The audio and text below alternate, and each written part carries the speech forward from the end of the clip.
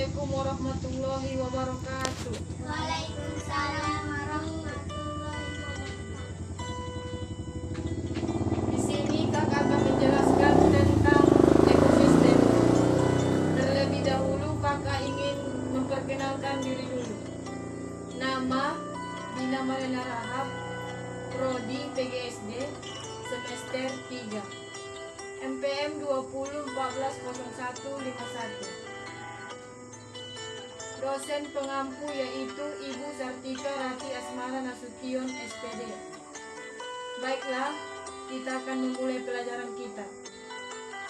Di sini kakak akan menjelaskan tentang ekosistem. Ekosistem adalah hubungan saling mempengaruhi atau hubungan timbal balik antara makhluk hidup dengan lingkungannya. Ekosistem dibentuk oleh komponen-komponen makhluk hidup, yaitu satu, biotik, yaitu makhluk hidup. Contohnya manusia, hewan, dan tumbuhan.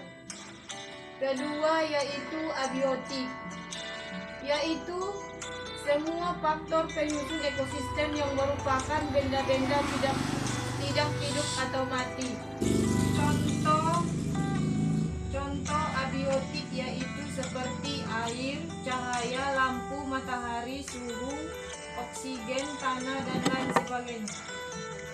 Dalam menjalankan kehidupan manusia membutuhkan 3 hal pokok kebutuhan, yaitu 1. Sandang atau pakaian, seperti yang adik pakai sekarang seperti baju. Yang kedua, pangan, yaitu makanan. Yang ketiga, papan atau tempat tinggal seperti rumah. Semua kebutuhan manusia tersebut tersedia di alam ini. Tuhan memperbolehkan manusia untuk mengolah alam ini dengan sebaik-baiknya. Akan tetapi sifat dasar manusia tidak pernah puas. Banyak manusia mengolah alam dengan teknologi yang dibuat secara tidak terkendali.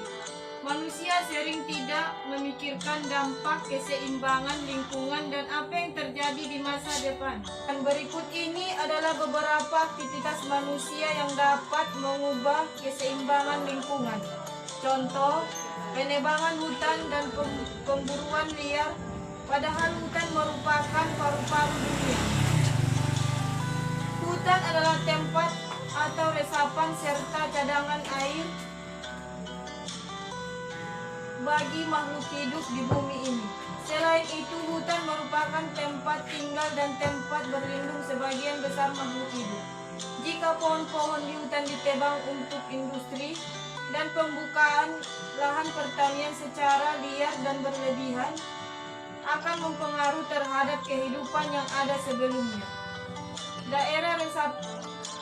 Daerah resapan air yang berkurang dan suplai oksigen berkurang merupakan akibat penebangan pohon.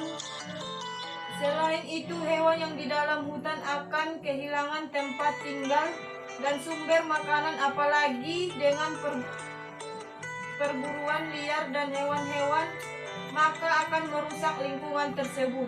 Contoh lainnya adalah pembuangan limbah.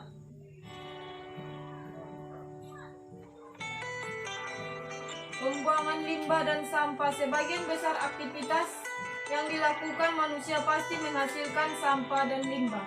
Mulai dari limbah rumah tangga, pertanian, transportasi, dan sampai limbah industri plastik yang digunakan sebagai pembungkus makanan merupakan limbah rumah tangga. Contohnya limbah industri. Adapun contoh limbah industri berupa limbah cair dan asap.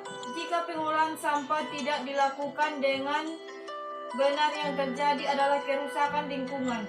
Apakah kamu pernah melihat sungai yang kotor dan bau? Hal itu merupakan hasil pembuangan sampah dan limbah ke sungai. Akibatnya adalah kerusakan lingkungan sungai dan akan membunuh makhluk hidup yang ada di sungai.